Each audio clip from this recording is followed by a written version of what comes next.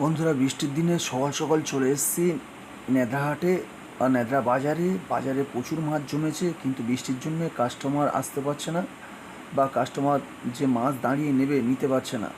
এই জন্যে বৃষ্টির জন্য চাপা দিয়ে রেখেছে। আর যারা ভিডিও দেখছেন কিন্তু সাবস্ক্রাইবার করছেন না, অবশ্যই সাবস্ক্রাইবার করবেন।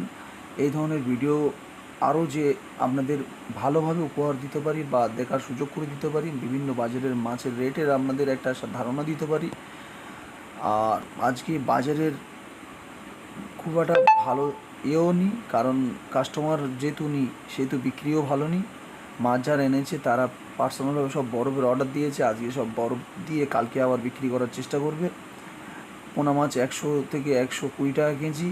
এই চিংড়িগুলো দেখতে পাচ্ছেন 160 টাকা কেজি। আর শিমুল মাছ 100 টাকা কেজি। পরবর্তী ভিডিও দেখার আমন্ত্রণ জানাই। ভিডিওটা এই